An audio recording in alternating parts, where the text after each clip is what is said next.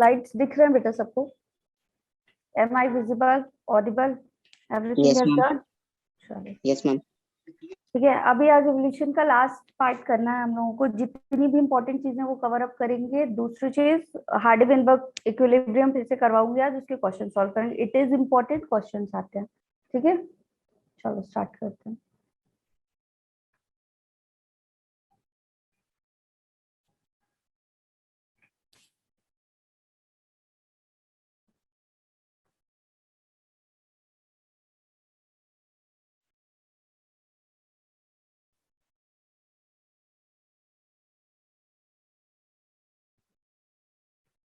Hardy-Weinberg equilibrium क्या है, चलो बताओ तुम लोग। उस दिन थ्योरेटिकल पार्ट सारा बता दिया था, बताओ कौन बताएगा? एनीवन? हार्डी-वेनबर्ग इक्विलिब्रियम क्या है अभी बताओ।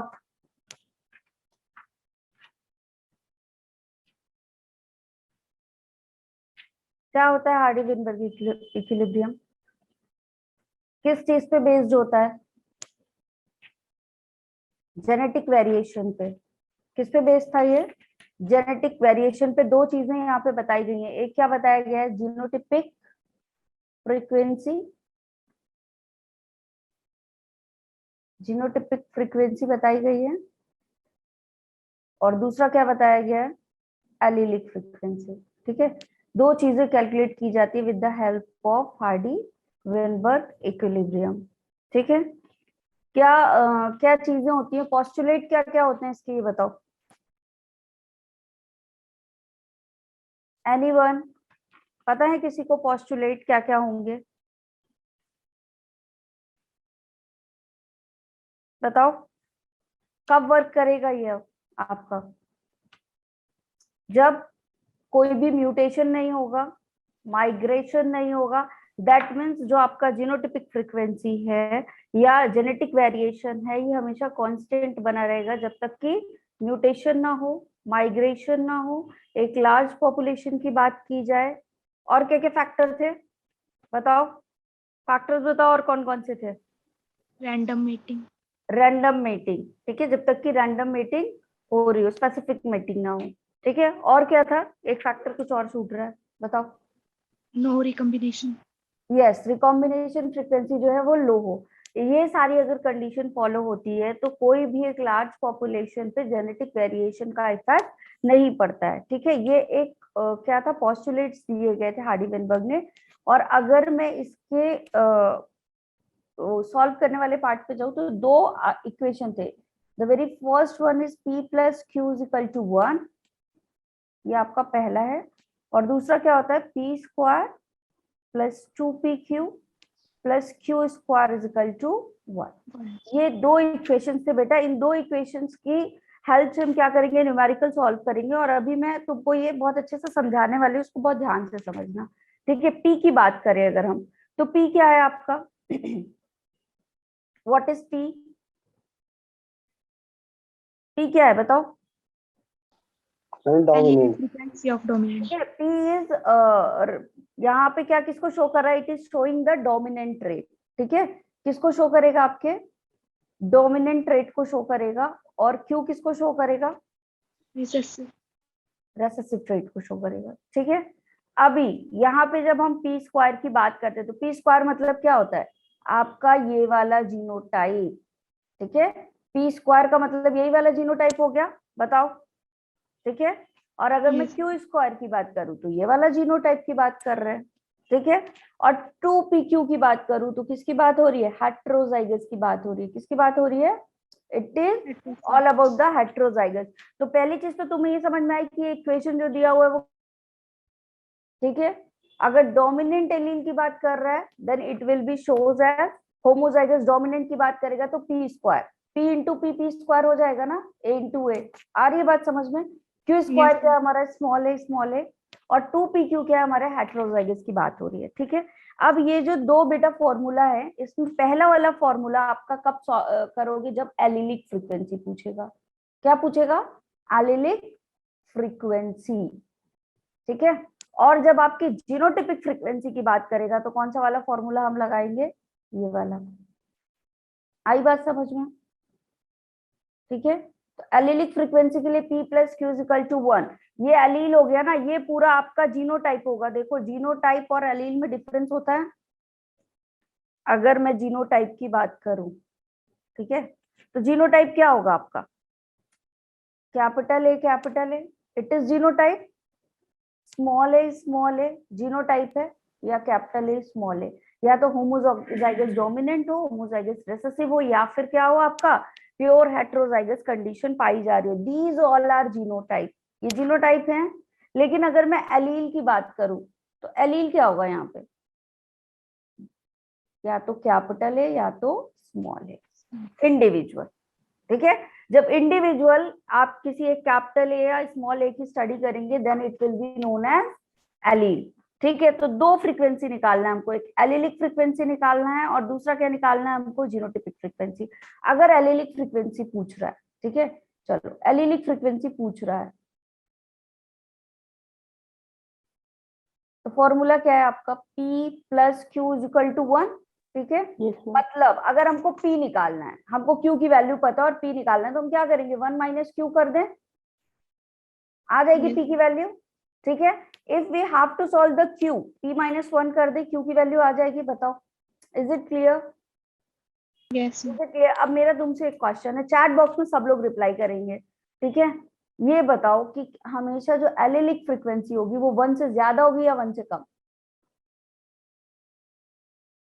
Your allelic frequency will be more than 1 or less than 1?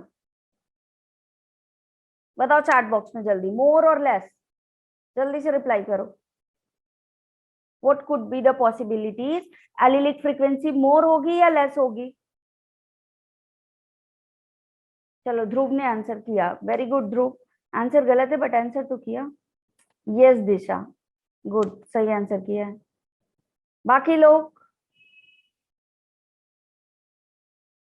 Answer करने में तुम लोग गलत करो सही करो, आंसर तो करो एटलीस्ट, तुम्हारा प्रेजेंट शो होता है इससे। इतना ऐसे कैसे पढ़ते हो भाई कि रिप्लाई ही नहीं करते? यस, चलो आने लगा रिप्लाई। Yes, no Rohit. एक बात बताओ बेटा, दोनों एलील्स जुड़ के 1 बना रहे हैं, दोनों एलील्स जुड़ के 1 बना रहे हैं। ठीक है, तो एलिलिक फ्रीक्वेंसी मतलब या तो P की वैल्यू या तो Q की वैल्यू कभी भी 1 से ज्यादा होगी क्या? बताओ, कभी भी पॉइंट में आंसर आएंगे आपके। किस में आंसर आएंगे? पॉइंट में। अगर मैं बोलूं कि यहाँ पे P की वैल्यू 0.6 थी, P की वैल्यू मैंने दे दी 0.6 और बोला कि कैलकुलेट द Q, तो तुम क्या करोगे? ये वाला फॉर्मूले से Q निकालना है, ये वाले फॉर्मूले में पुट कर दो Q is equal to 0.1 minus, यहाँ मैंने थोड़ा सा 1 माइनस, ठीक है, तो क्या करोगे यहाँ पे? 1 माइनस 0.6 कर दोगे, आंसर कितना आएगा? 0.4। तो क्या यहाँ पे ये 1 से बड़ा है या ये 1 से बड़ा है? अगर ये 1 से बड़ा होगा तो तुम्हारा टोटल नंबर भी तो क्या आएगा? 1 के ऊपर जाएगा। फिर यहाँ वैल्यू भी 1 से ऊपर आनी चाहिए थी, लेकिन वैल्यू तो 1 आ रही है, मतलब दोनों को जोड़ने पे वैल्यू 1 आ रही है, दैट मीन्स इंडिविजुअल वैल्यू तो कम होगी। ठीक है, अब ये मैं क्यों बता रही हूँ, समटाइम आपका ऑप्शन जो होता है ना, एलिलिक फ्रीक्वेंसी पूछी जाती है, और अगर ऑप्शन इस तरीके से दिया हो, ठीक है, कि एक ही वैल्यू क्या है आपकी 1 से छोटी है, बाकी सारी क्या है बड़ी है, और आपका को कैलकुलेशन में दिक्कत आ रही है, तो तुम वहां से एलिमिनेशन ऑप्शन के थ्रू भी सॉल्व कर सकते हो। ठीक है, क्लियर? तो वैल्यू क्या आएगी हमेशा बेटा? 1 से कम आएगी, आपकी एलिलिक फ्रीक्वेंसी की वैल्यू हमेशा लेस देन 1 रहेगी। क्लियर है ये? तो अब अगर Q की वैल्यू पता हो तो P निकाल लोगे। Yes ma'am. 1 माइनस करना है। ठीक है, तो एक तो ये पहला क्वेश्चन सबसे इजी आने वाला चांसेस क्या है कि तुमको एलिलिक फ्रीक्वेंसी दी हो एक की और दूसरे की पूछ ले। ठीक है, दूसरा इसी इक्वेशन से क्वेश्चन आने के चांसेस क्या है कि तुमको एलिलिक फ्रीक्वेंसी निकालनी हो। ठीक है, किसी की भी एलिलिक फ्रीक्वेंसी नहीं दी हो और Q की पूछ रहा हो, तो पहले तुम किसकी वैल्यू निकालोगे? P की वैल्यू सॉल्व करोगे, फिर उसकी हेल्प से क्या करोगे? Q निकालोगे। Is it clear? बोलो। ठीक है, तो दो टाइप के क्वेश्चन यहाँ एलिलिक फ्रीक्वेंसी से आ जाएंगे। ठीक है, दूसरा तुमको P की वैल्यू दी हो, देखो क्वेश्चन के टाइप क्या क्या आ सकते हैं। पी की वैल्यू गिवन हो, मान लो पी की वैल्यू गिवन है, तो हम क्या करेंगे, और हमसे क्या पूछ रहा है, हेट्रोजाइगस निकालो। क्या पूछ रहा है, हेट्रोजाइगस बताओ। तो हेट्रोजाइगस मतलब क्या बेटा, पी क्यू वाली वैल्यू बताओ। तो हमको 2 PQ की वैल्यू निकालनी है यहाँ पे। अगर हेट्रोजाइगस पूछे तो हमको किसकी वैल्यू निकालेंगे, जल्दी बताओ। 2 PQ की वैल्यू निकालेंगे। तो अगर P दिया है तो हम सबसे पहले क्या कैलकुलेट कर लें, अपना ये वाली वैल्यू। तो हमारा Q कितना आ जाएगा, 1 से माइनस करने पे 0.4। अब हमको निकालना है 2 PQ, तो 2 इंटू 0.6 इंटू 0.4 बताओ, आ जाएगा। Yes ma'am.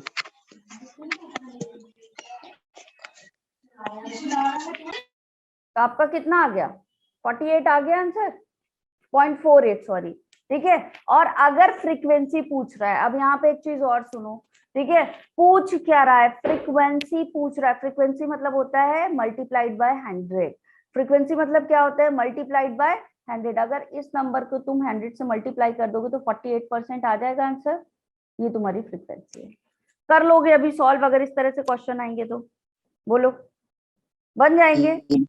ठीक है, तो ये पहला क्राइटेरिया हो गया जिसपे क्वेश्चंस आपके आते हैं, या तो एलिलिक फ्रीक्वेंसी में पी पूछ लेगा या तो क्यू पूछ लेगा।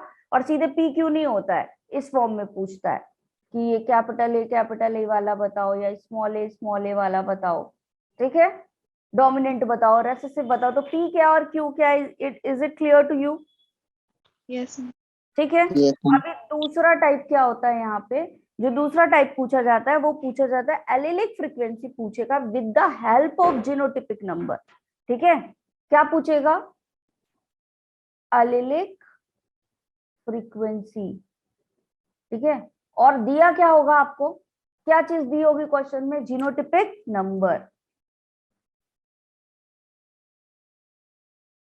आ रही है बात समझ में, मतलब जीनोटिपिक नंबर का मतलब क्या है, बताएगा कि एक टोटल पॉपुलेशन है। ठीक है, मान लो टोटल पॉपुलेशन कैसी है, 100 लोगों की टोटल पॉपुलेशन है। ठीक है, अब यहाँ पे वो तुमको बता देगा कि जो आपके होमोजाइगस वाले ट्रेट हैं वो 20 हैं। ठीक है, ये वाले जो ट्रेट हैं वो कितने हैं, 30 हैं। ठीक, ये वाला जो ट्रेट है आपका वो कितना हो गया, ये 50 है। ठीक है, आप बोलेगा कि क्यू की वैल्यू निकालो। ठीक है, एलिलिक फ्रीक्वेंसी ऑफ ए निकालो। ठीक है, अगर इसने ऐसे पूछा तब क्या करोगे, एक फॉर्मूला होता है। ठीक है, आपका allylic frequency with the help of genotypic number निकालने का एक फॉर्मूला होता है। सपोज हमको क्यू निकालना है। ठीक है, तो हम क्या करेंगे, जो हमारे ये वाले नंबर होंगे, क्यू निकालना है ना, तो जो हमारा ये वाला जीनोटिपिक नंबर दिया हुआ है किसका, रेसेसिव वाले का, उसको रख लेंगे। ठीक है, और इसमें प्लस कर देंगे किसको, हाफ ऑफ द हेट्रोजाइगस। क्यों हाफ ऑफ द हेट्रोजाइगस किया है, क्योंकि इस हेट्रोजाइगस में 50% ए एंड 50% स्मॉल ए है। बोलो, ये बात Yes. क्लियर।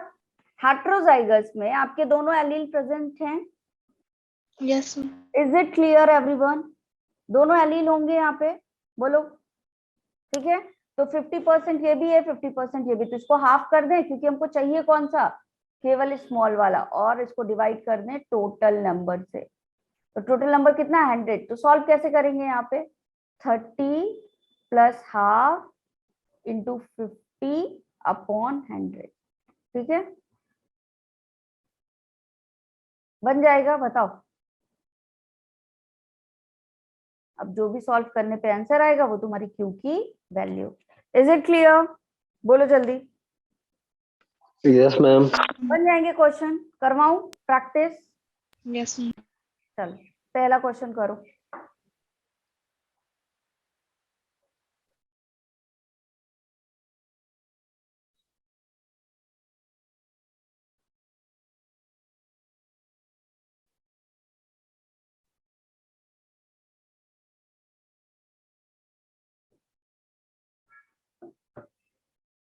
करो ये, और चैट बॉक्स में रिप्लाई करो सब लोग।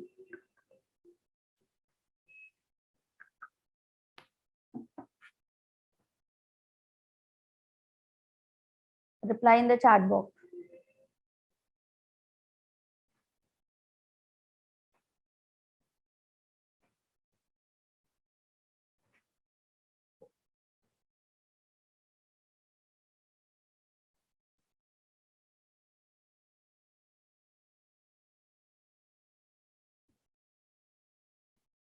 ध्रुव क्या आंसर आया बेटा, फिर से करो। ये 1 और 3 आंसर कैसे आ सकता है तुम लोगों का? तुमको ऑप्शन में कहीं दिख रहा है बेटा? You have to choose from the option. क्या जो क्वेश्चन मुझे नजर आ रहा है वही तुम्हें भी नजर आ रहा है? Ma'am option third 0.6. अच्छा, you are giving the option third और ऑप्शन 1। हाँ Yes, ऐसे ma'am. बोलो ना, मैं वही सोच रही हूँ कि क्या कर रहे हो भाई। 1 से Maybe ऊपर option. कितनी आ रही है फ्रीक्वेंसी? 1 3 ऐसे से रिप्लाई आ रहे हैं। ठीक है, सॉरी।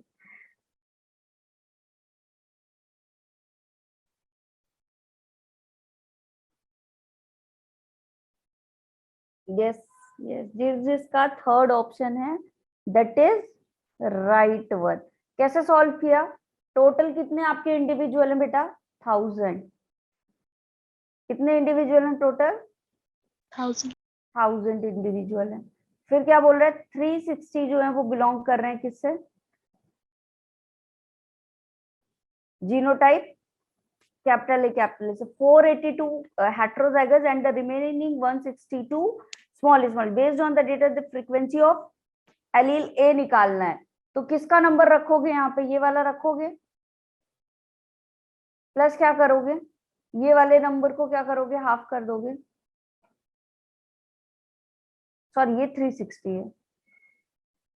ये वाली वैल्यू आपकी 360 है और ये वाली वैल्यू कितनी है? Half of the 480। और इसको सॉल्व कर लोगे तो कितना आ रहा है आंसर? 0.6। क्लियर? जिनका 0.6 आया है सही है। चलो ये वाला करो।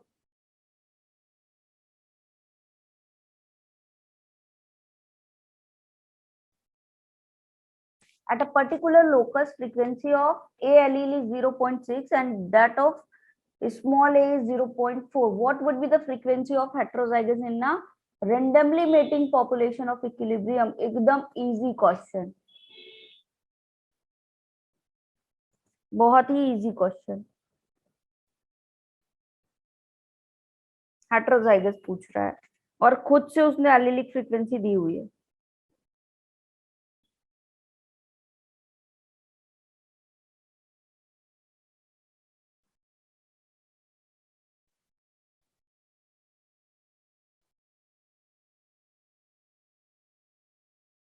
यस स्नेहा, वेरी गुड, सबसे पहले रिप्लाई किया। बाकी लोग, इट इज वेरी इजी। ये तुम्हारा बहुत इजी वाला क्वेश्चन है। Yes Nishant, good.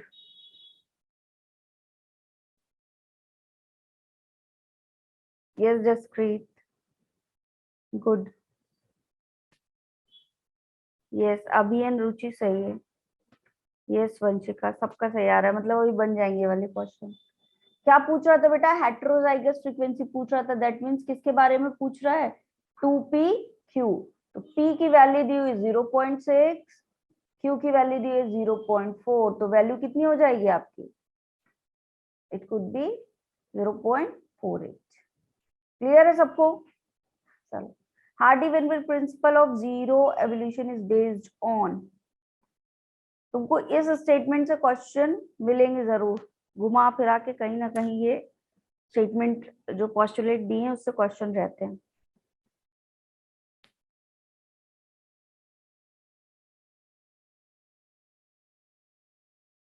Zero evolution का मतलब क्या है? कि कुछ भी यहाँ चेंजेस नहीं हुए हैं।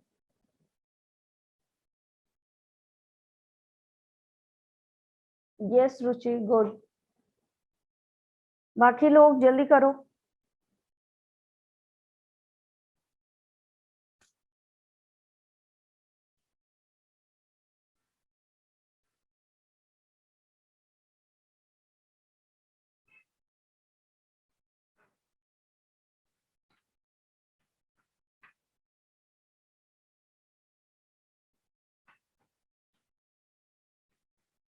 यस, कौन सा होगा आपका? All of the above. ठीक है। जीरो एवोल्यूशन के लिए क्या क्या चाहिए? एक तो जेनेटिक इक्विलिब्रियम बना रहेगा, दैट मीन्स कोई वेरिएशन नहीं हो रहा है। रैंडम मैटिंग होनी चाहिए और no migration. Yes, the option number 4। चलो ये करो।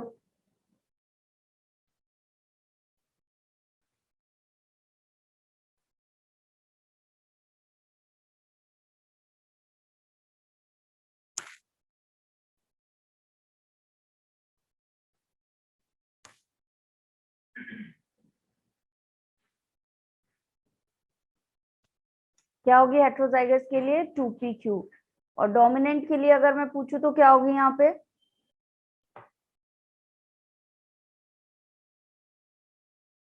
The frequency of homozygous dominant, yes p square, and the frequency of homozygous recessive is q square। बन जाएगा ना फिर अगर इसमें तीनों में से कुछ भी बदल के पूछ दे। चलो ये तो एकदम इजी सा है, करो।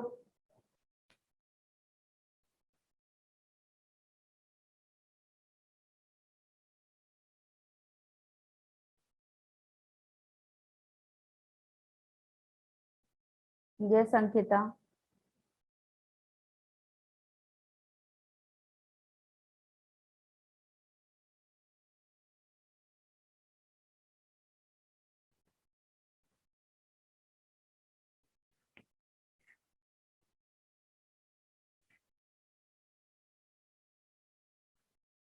यस अक्षिता, आस्था, यस। देखिए क्या होगा आंसर, क्या करोगे? क्यू की वैल्यू निकालना है तो आपका क्या हो जाएगा 1 minus P, that means 0.8। Answer कितना आ जाएगा 0.2।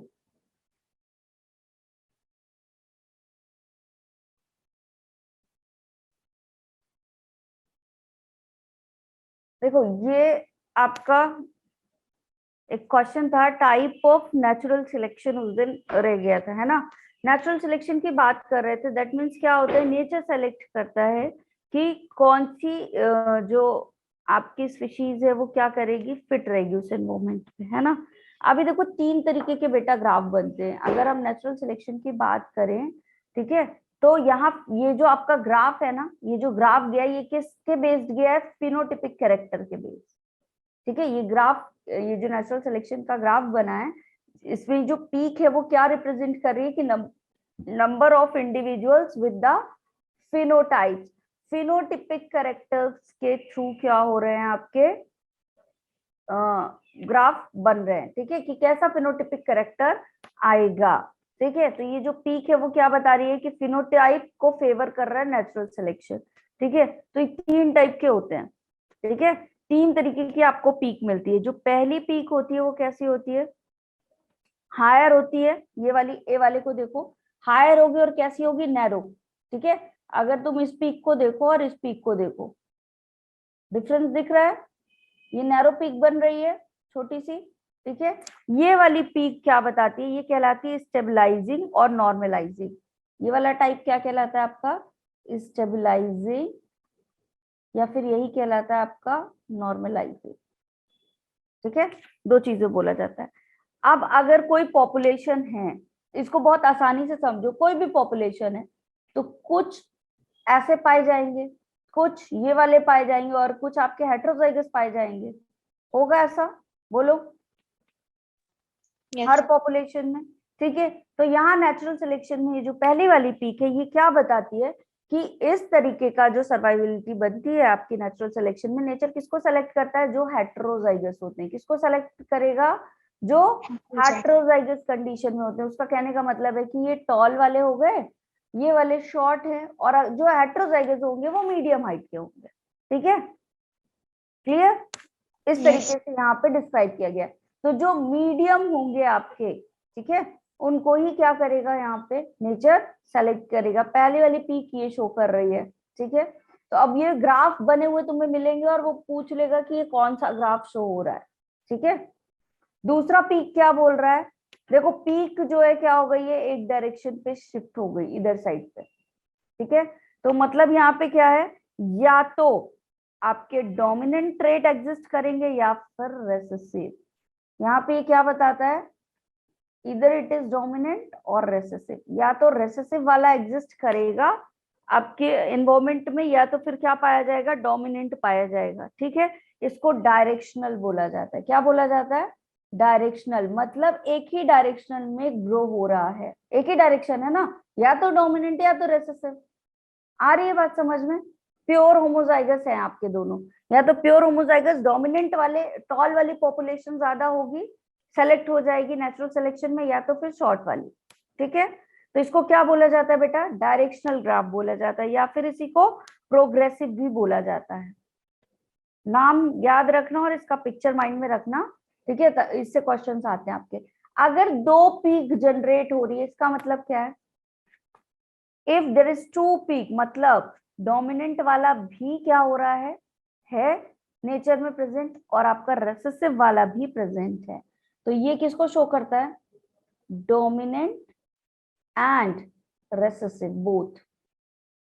सेकेंड वाले में क्या था? या तो डोमिनेंट या तो रेसेसिव, और जो सबसे फर्स्ट वाला था जिसकी पीक एकदम पतली सी जाएगी, वो कौन सा होगा? आपका हेटेरोजाइगस को शो करेगा। क्लियर है ये? बताओ। इस वाले को बोला जाता है डिस्ट्रप्टिव। क्या बोलते हैं इस वाले को?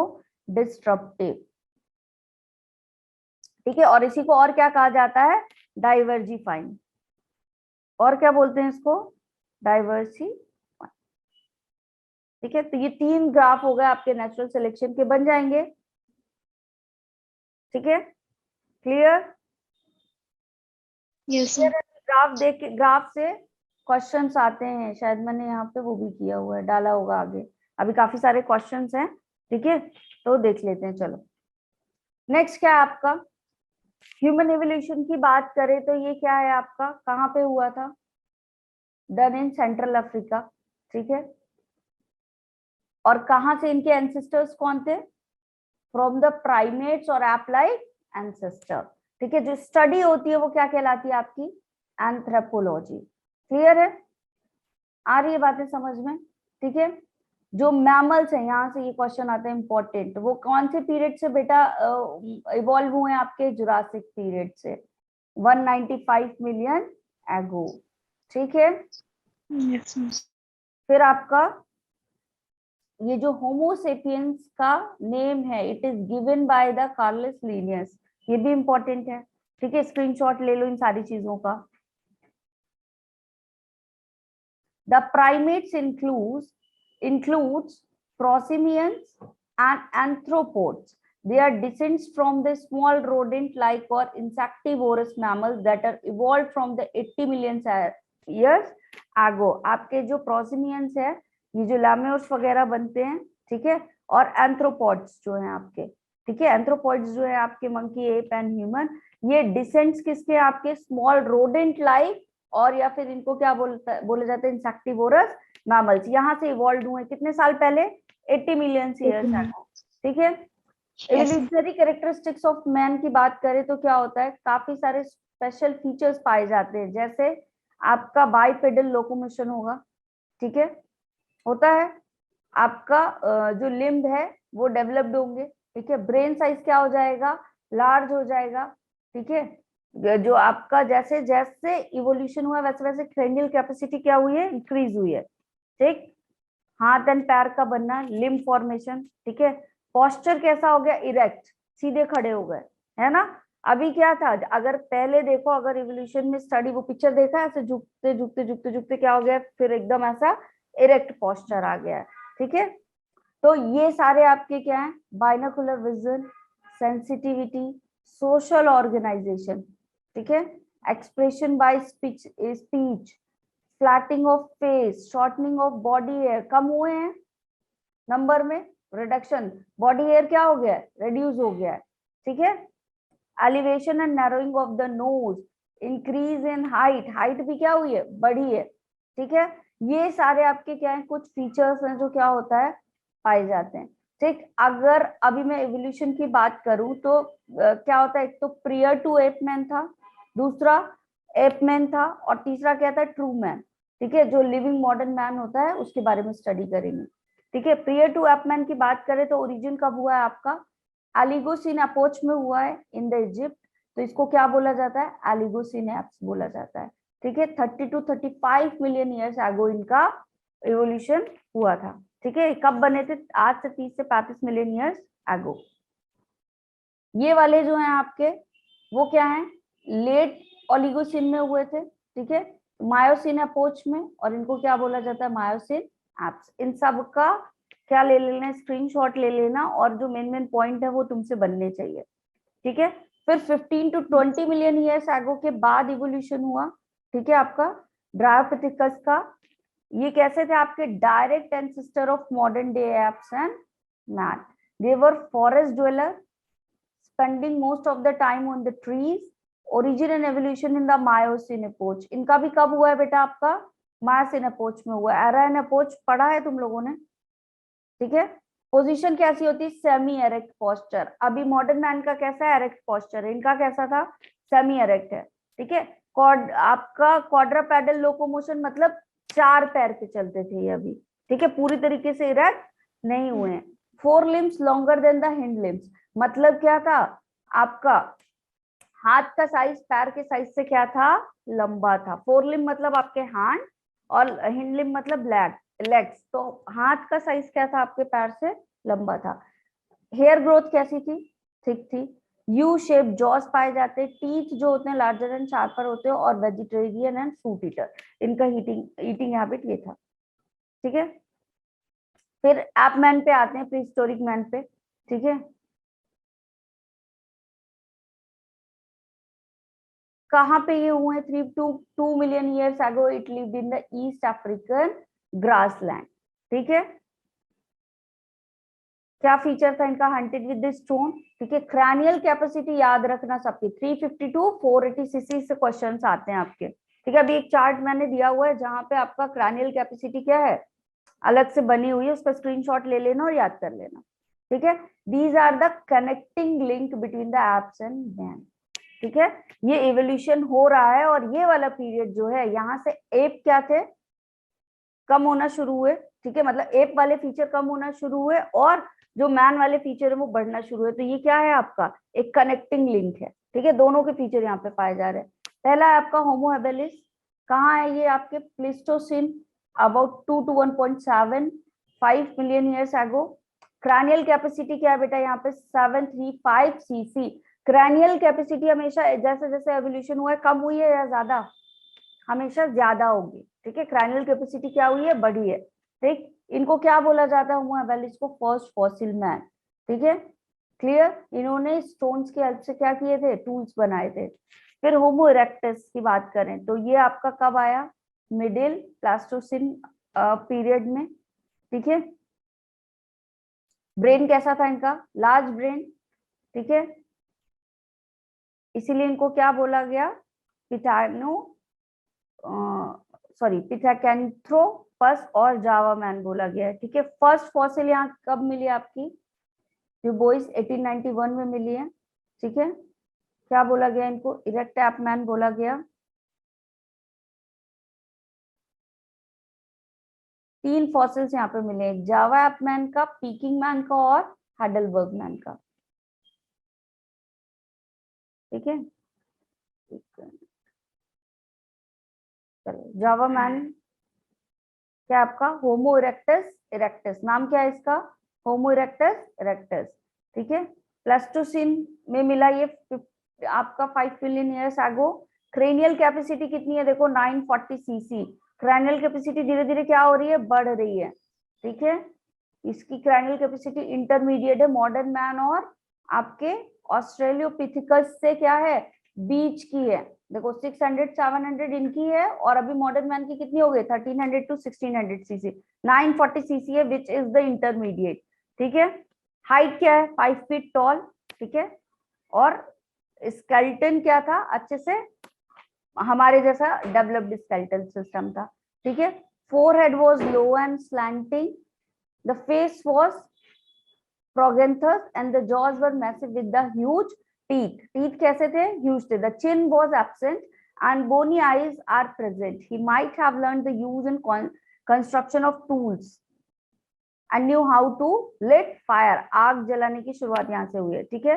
कैसे थे, ईटिंग हैबिट क्या थी, ओमनिवोरस थे, ठीक है। लार्ज प्रोट्रूडिंग जॉ पाया जाता है, जॉ देखो ये ऐसे बाहर की तरफ निकला हुआ है, ठीक है। फर्स्ट प्री हिस्टोरिक मैन है to make the use of fire for hunting, defence and cooking. सबसे पहले आग की खोज इन्होंने की, ठीक है। फिर पैकिंग मैन आता है, होमो इरेक्टस पैकिनेसिस, ठीक है। ये आपका क्या है, 5 million to 2 million years ago. It was very similar to Java man से, काफी सिमिलरिटी शो करते हैं। Heavy bone, eyebrows, ridges, low slanting forehead and the chinless face. Chin उनमें भी नहीं थी, इनमें भी डेवलप नहीं हुई। क्रैनियल कैपेसिटी की बात करें तो धीरे धीरे क्या हुआ है यहाँ पे, क्रैनियल कैपेसिटी जो थी वो कंपेयर टू जावा मैन क्या थी, ज्यादा थी, ठीक है। क्रैनियल कैपेसिटी बढ़ रही है। फिर आपका हाइडेलबर्ग मैन की बात करें तो ये जावा जो जॉ था इनका वो क्या था, एक मिनट, जॉ क्या है इनका, लार्ज है, हैवी है। चिन नहीं अभी तक डेवलप हुई। क्रैनियल कैपेसिटी की बात करें तो 1300 सीसी है। टीथ जो है वो मॉडर्न मैन के जैसे ही हैं। ancestor of Neanderthal man and the contemporary to the Homo erectus। ये किससे मिलते जुलते, इनको किसका एंसेस्टर माना जाता है, नियंडरथल्स का, ठीक है। अर्ली होमो सेपियंस बोला जाता है, homo neanderthalensis, homo heidelbergensis, but they are grouped under homo sapiens. किस ग्रुप में रखा गया है इनको, होमो सेपियंस के ग्रुप में रखा गया है, ठीक है। पहला स्किल यहाँ पे प्रिमिटिव मैन का कहाँ पे पाया गया, यूरोप, एशिया एंड अफ्रीका में, ठीक है। होमोसेपियंस के कौन से वाले हैं, ये आपके ग्रुप के हेडलबर्ग मैन के हैं, ठीक है। Neanderthal man, solo man and the Rhodesian man. इनके नियंडरथल मैन जो होते हैं वो कहाँ पे पाए गए बेटा, Neanderthal valley in the Germany, ठीक है। होमोसेपियंस नियंडरथालियंसिस नाम था इनका, 1.5 billion years ago and flourished in the Europe, Asia and north Africa. यहाँ पे इनका वो पाया गया कि यहाँ पे ये पाए जाते थे इस एरिया में, ठीक है। स्कल बोन कैसी थी, it was thick, forehead was low and slanting and the eyebrow ridges were heavy, ठीक है।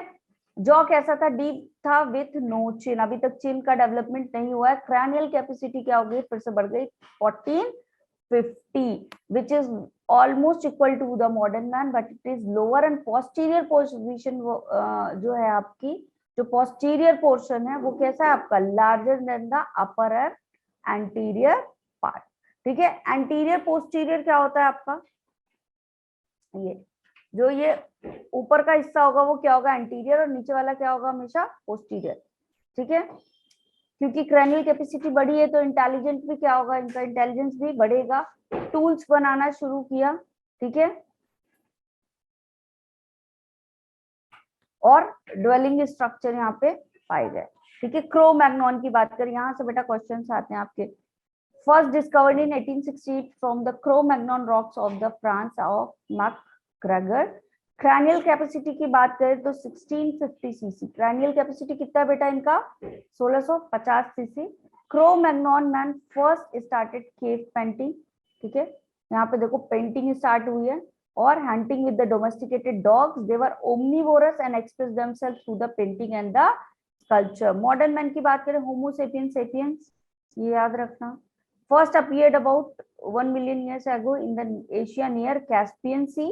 They have cranial capacity of about 1300 to 1600 cc. They have developed sound into word. Sound system क्या हो गया यहाँ पे, develop हो गया। ये जो आपका है यहाँ आपका cranial capacity से क्वेश्चन आते हैं, इसका स्क्रीनशॉट ले लो। ये एक ही स्लाइड में आपका सारे cranial capacity है, ठीक है। इसका स्क्रीनशॉट ले लो और याद कर लेना, क्योंकि मेन क्वेश्चन यहाँ से आते हैं क्रैनियल कैपेसिटी से। अभी आपके स्लाइड्स में कुछ क्वेश्चंस हैं, we are going to solve that question. ले लिया स्क्रीनशॉट, बताओ, सॉल्व करो, ये सॉल्व करने वाला क्वेश्चन है।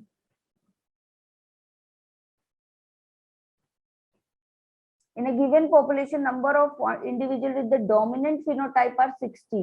What will be the number of heterozygous in the population?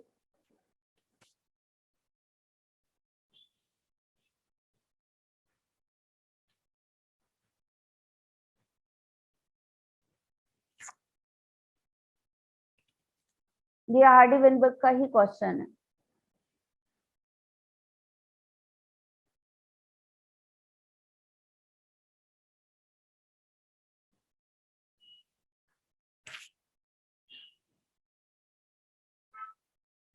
Yes Dhruv, good.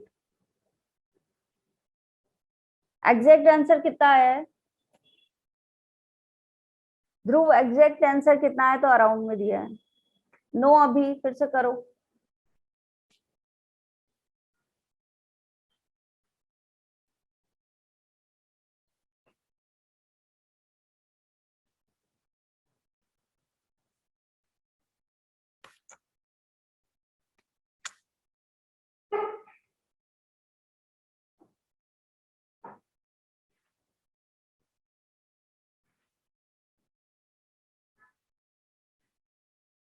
No प्रशांत, फिर से सॉल्व करो।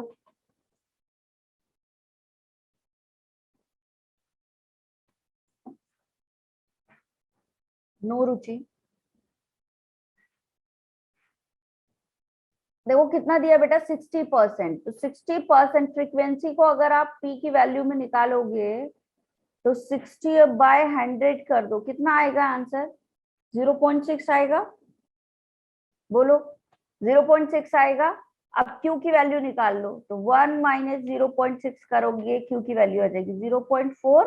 अब 2pq हेट्रोजाइगस पूछ रहे हैं ना, हेट्रोजाइगस पूछो, 2 क्यों भूल गए? 2pq ही निकालोगे हेट्रोजाइगस। अभी पिछला एक क्वेश्चन था जिसमें तुम सब ने खुद सेलेक्ट किया कि हेट्रोजाइगस का वो क्या होगा, उसमें pq भी था, 2pq भी था, तो तुम लोगों ने तो 2pq ही सेलेक्ट किया था ना, तो फिर अभी 2 कैसे भूल गए? अब क्या हो जाएगा, 2 इंटू 0.6 इंटू 0.4 होगा ऐसा। तो कितना आ जाएगा, 2 इंटू 0.24 कितना होगा?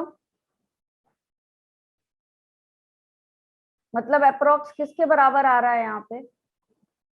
अराउंड लिखा है, बताओ। Clear everyone?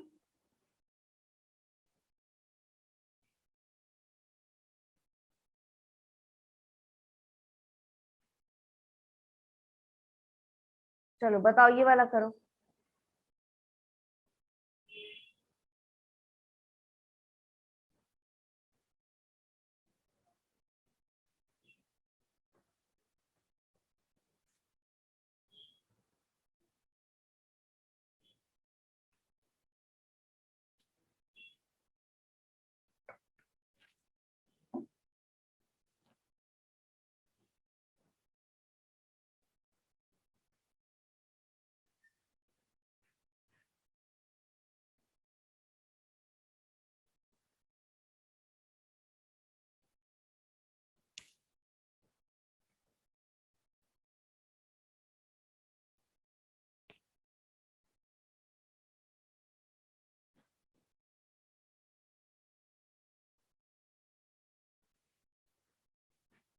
यस प्रशांत, सही है।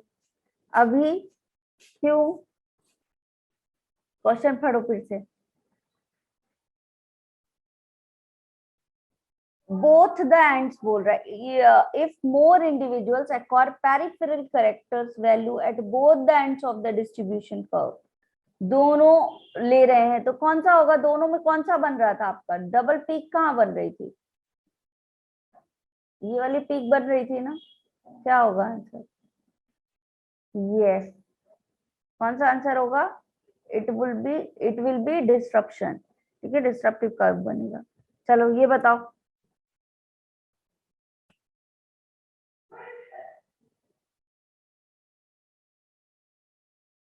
अभी पढ़ा है ये।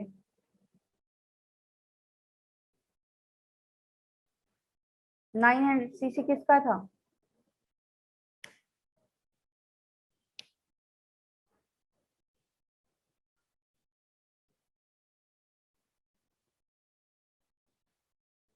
ना,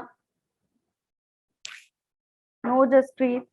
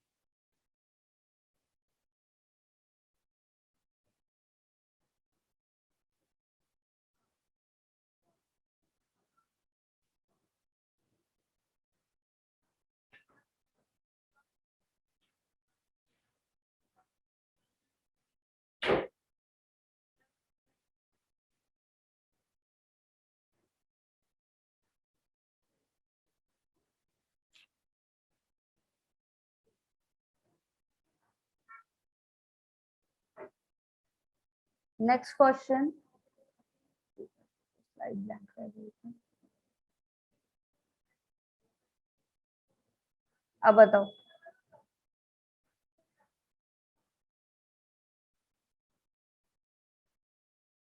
स्लाइड दिख रही है बेटा? चलो Yes. बताओ। Some of the marsupials of the Australia resemble equivalent placental mammals that live in the similar habitat of other continents. This is the example of.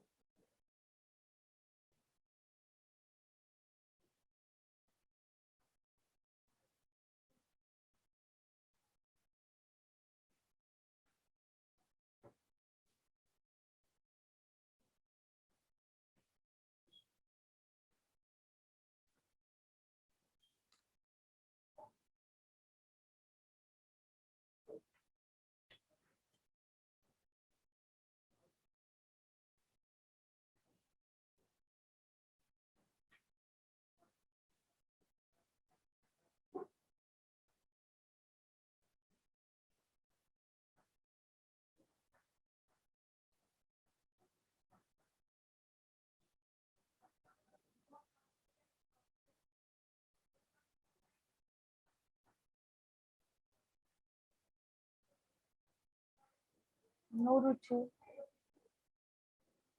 देखो क्या बोल रहे क्वेश्चन में, some of the marsupials of the Australia resemble equivalent placental mammals that live in the similar habitat. एक ही habitat में रह रहे हैं, ठीक है, एक ही हैबिटेट में रह रहे हैं ऑफ अदर कॉन्टिनेंट्स। बताओ क्या होगा?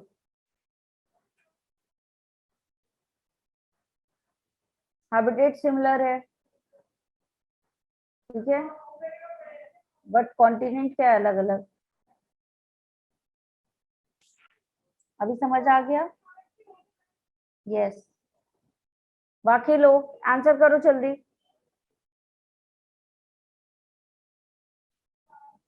क्या होगा आंसर? Convergent evolution. ये बताओ, ध्यान से पढ़ना, ये उस दिन पढ़ाया और सेम एग्जांपल देके पढ़ाया था। What would be the answer?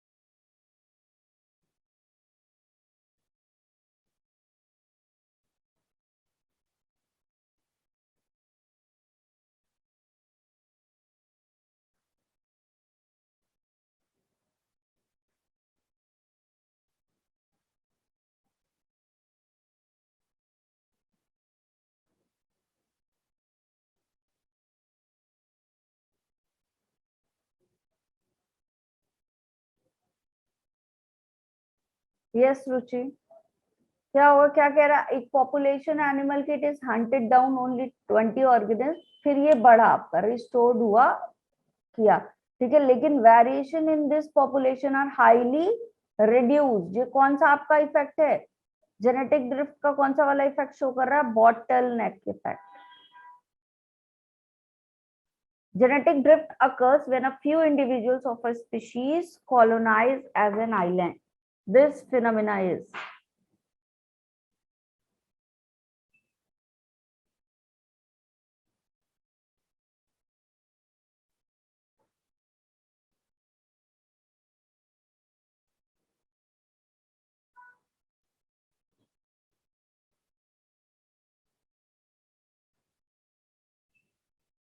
बताओ क्या होगा इसका आंसर? क्या कह रहा है कि एक क्या है आपका? इंडिविजुअल ऑफ अ स्पीशीज, ये स्पीशीज के इंडिविजुअल हैं, ये क्या हो गए? कॉलोनाइज हो गए, किसी अदर आइलैंड पे चले गए और वहां जाकर के क्या हो गया? फ्लोरिश हो गए। किसका एग्जाम्पल है ये? Yes, it is the founder effect. क्या है ये बेटा? आपका फाउंडर इफेक्ट है। If a new allele suddenly becomes very abundant in a population, most likely it is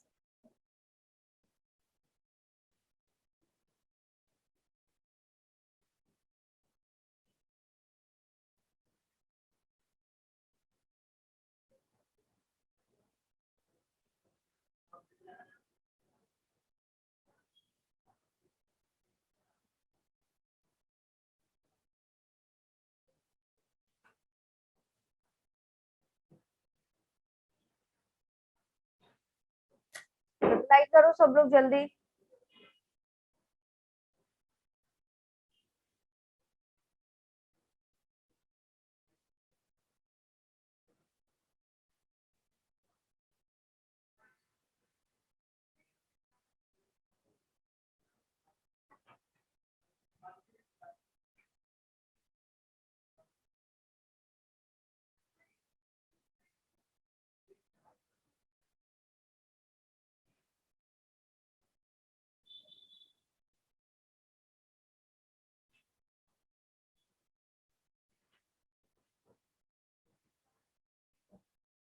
क्या होगा आंसर? Strongly selected for. देखिए इनका सिलेक्शन क्या हुआ, स्ट्रांगली सेलेक्ट कर लिया गया है। ठीक है, सी होगा option. Yes Prashant, the answer will be C. The ultimate source of allelic variation is, allelic variation का अल्टीमेट सोर्स क्या होता है?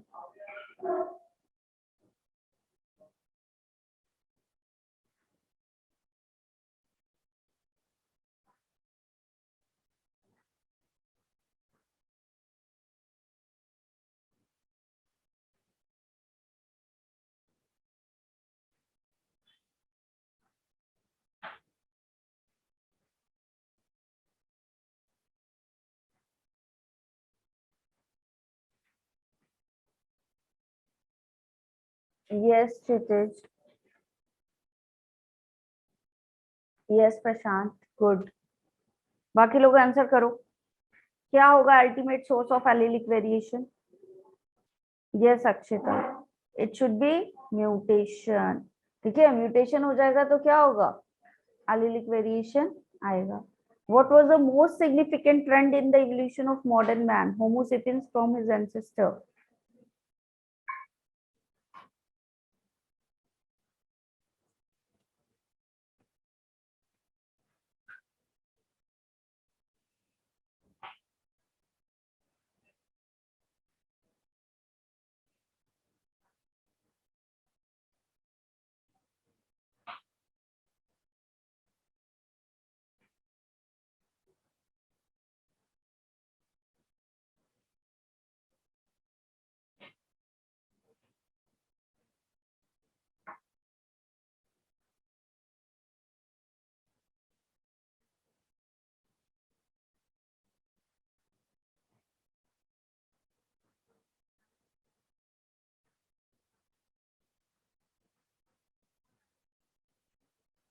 यस क्षितिज, अंकिता और रुचि ने भी दे दिया आंसर सर।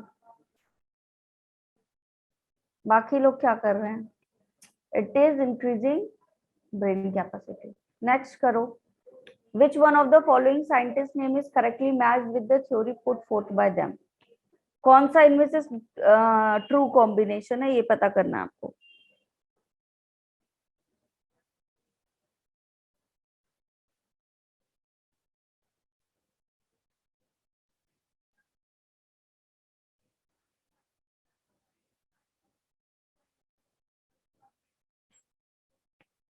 ये संकिता, एवरीवन करो जल्दी भाई।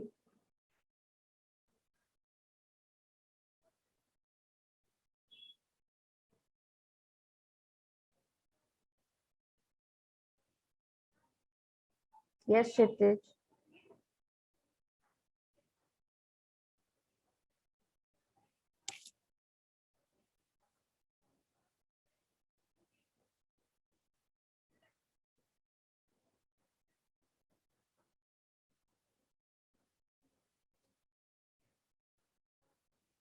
यस कौन सा है आपका? वेजमैन थ्योरी। ठीक है, ये इनहेरिटेंस ऑफ एक्वायर्ड कैरेक्टर किसने बताया था, बताओ, लमार्क, है ना। De Vries, Hugo de Vries ने क्या बताया था, म्यूटेशन, ठीक है। फिर मैंडल ने आपका थ्योरी ऑफ पैनजेनेसिस जो थी वो मैंडल की थी नहीं, तो यहाँ पे करेक्ट ऑप्शन है Westman. Theory of continuity of germ plasm क्या बताया था कि जो भी इनहेरिटेंस वाले कैरेक्टर होंगे वो कौन सी सेल में होने चाहिए, आपके जर्म प्लाज्म सेल में, ठीक है। जर्म सेल में होंगे तभी वो इनहेरिटेंस करेंगे, एक्वायर करेंगे उस कैरेक्टर को, अदरवाइज नहीं करेंगे। Which of the following primate is the closest relative of the humans.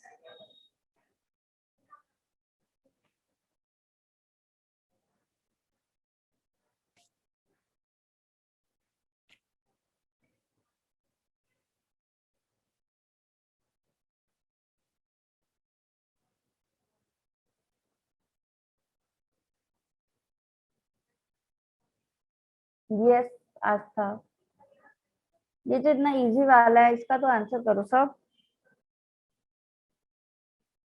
The answer will B gorilla. ये बताओ, the finches of the Galapagos Island provide an evidence in the favor of। Galapagos island में जो finches थी वो किस चीज का evidence दे रही थी, किस चीज के फेवर में, कौन सा इवोल्यूशन बताया था उन्होंने।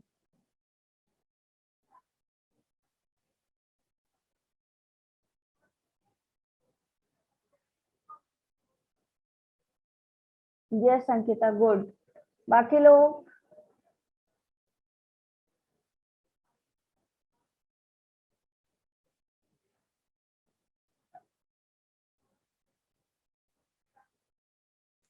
Yes Ruchi,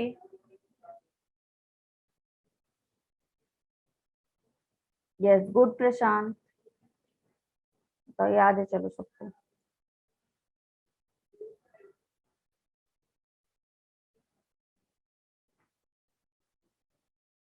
yes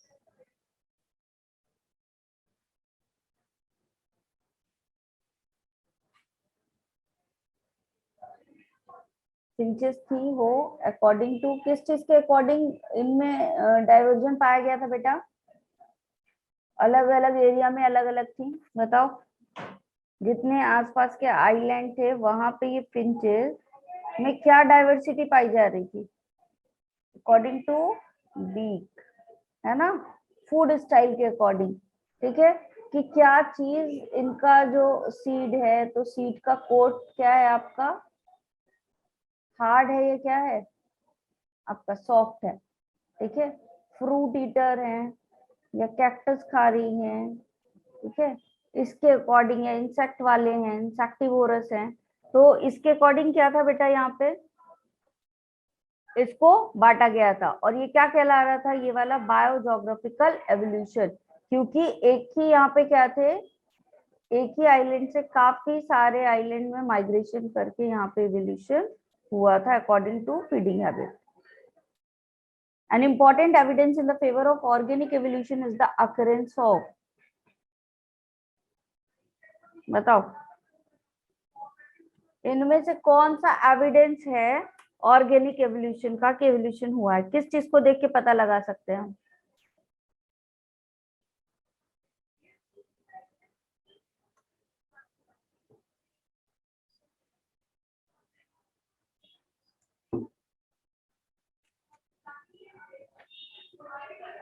yes good Kshitij,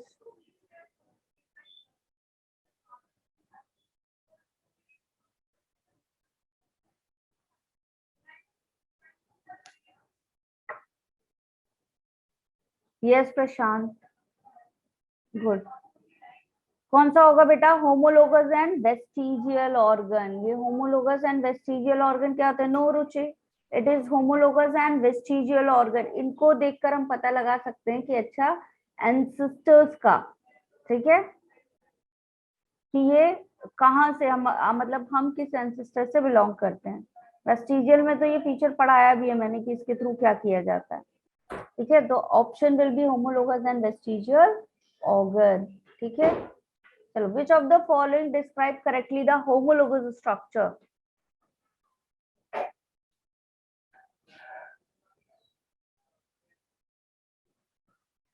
Homologous structure.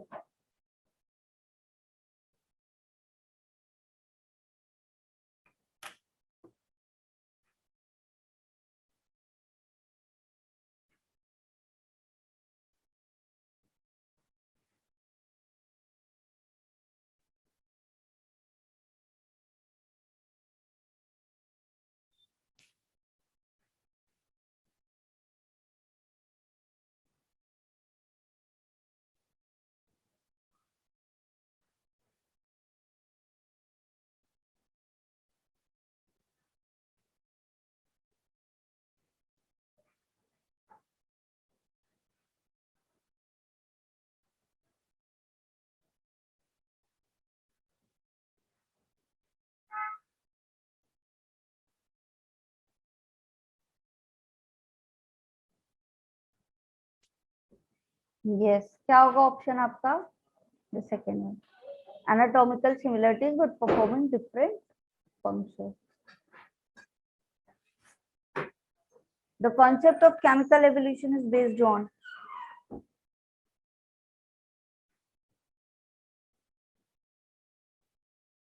Miller and Urey का जो एक्सपेरिमेंट था ना बेटा, वो यही उसी से रिलेटेड क्वेश्चन।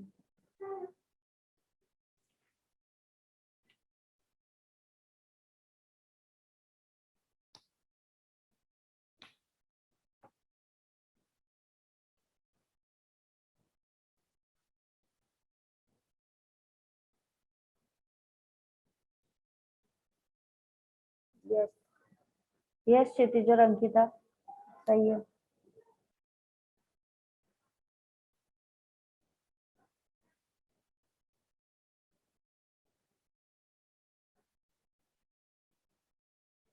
यस अक्षिता, क्या किया था बेटे, क्या बताया था इस एक्सपेरिमेंट में कि जो आपके इनऑर्गेनिक मॉलिक्यूल्स होते हैं यही आगे जाके क्या बनाते हैं, बायोमॉलिक्यूल्स बनाते हैं, बट इन द सर्टेन और सुटेबल एनवायरमेंटल कंडीशन, है ना। एक स्पेसिफिक टेम्परेचर था, फिर क्या था कि वैक्यूम किया था, उसको ऑक्सीजन नहीं होनी चाहिए, है ना। फिर क्या था वहां पे, वाटर वेपर होना चाहिए। तो एटमॉस्फेरिक कंडीशन और एनवायरमेंटल कंडीशन के बारे में बात की। The option 4। चलो ये बताओ, which one of the following options gives one correct example each of convergent evolution and divergent evolution? Choose करो कि कौन सा मैथ सही है जिसमें कन्वर्जेंट एवोल्यूशन का भी सही एग्जांपल दिया और डाइवर्जेंट का भी।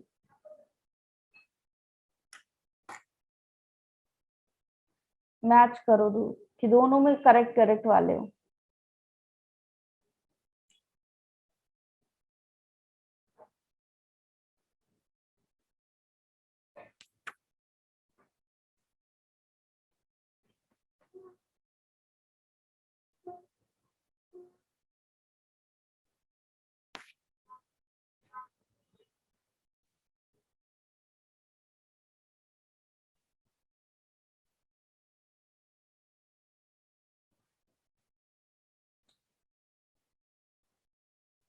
यस गुड आस्था, बाकी लोग।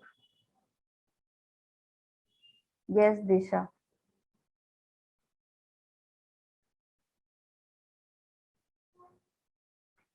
दिशा बाकी क्वेश्चंस का आंसर क्यों नहीं किया बेटा इतनी देर से? Yes good Ruchi, good Ankita.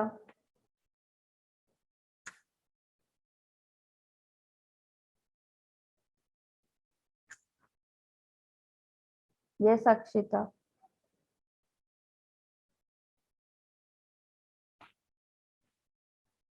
कौन सा होगा आपका? Eyes of octopus and mammals is the convergent evolution, the example of the convergent evolution, and the bones of the four limbs of the vertebrates are the divergent examples of the divergent evolution. ये होगा, ठीक है।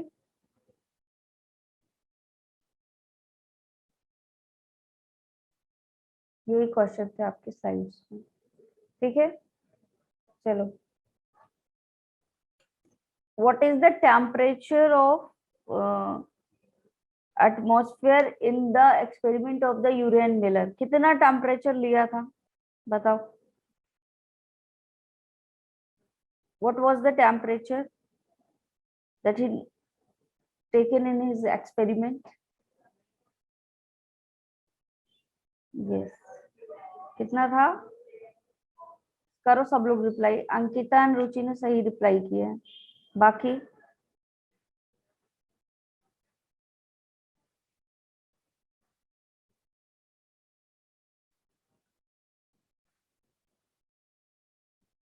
बाकी लोग बताओ कितना temperature लिया था यूरेन मिलर ने अपने एक्सपेरिमेंट में?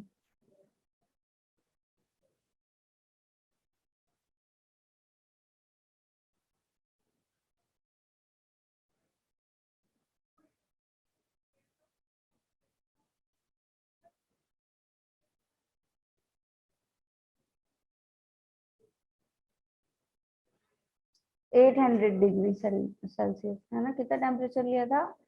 800 डिग्री सेल्सियस। एक बात बताओ, direct ancestors of the modern man, direct ancestor of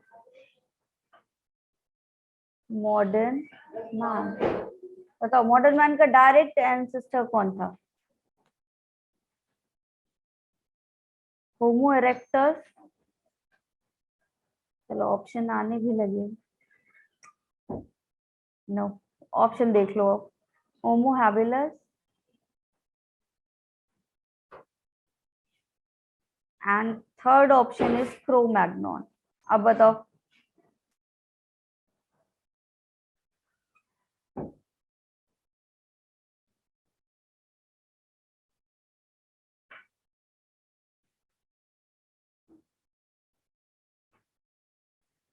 direct ancestor पूछ रहा है बेटा, सबसे क्लोज वाला। The answer will B Cro-Magnon. ठीक है,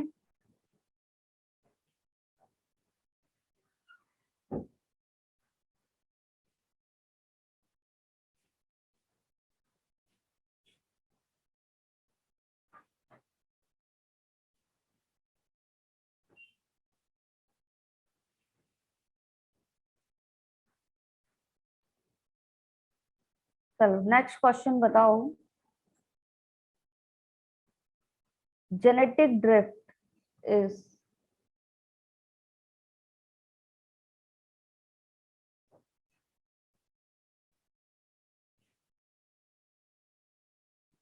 genetic drift is change of, पहला ऑप्शन है gene frequency, gene frequency in same generation,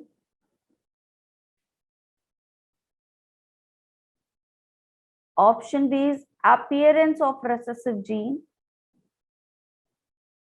appearance of recessive gene,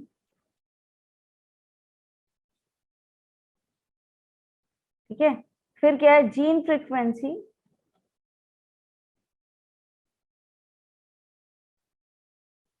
gene frequency from one generation to next.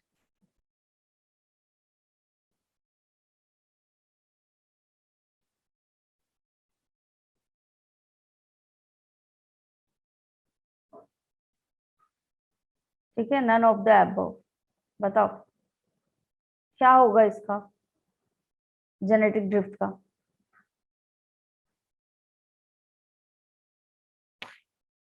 Yes Aastha, good.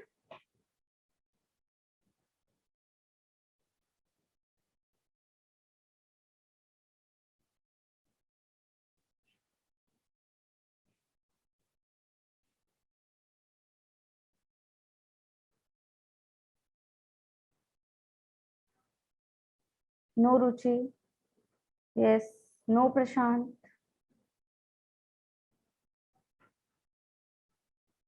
क्षितिज का भी answer गलत है।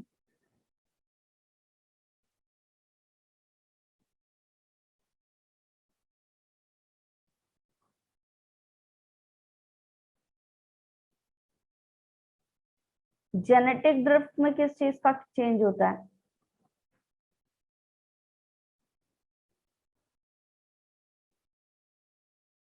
C होगा। Change बेटा एक जनरेशन से दूसरे जनरेशन में तो होगा ना, सेम जनरेशन में जीन फ्रीक्वेंसी कैसे चेंज हो जाएगी ये बताओ, बोलो, चेंज होगी क्या?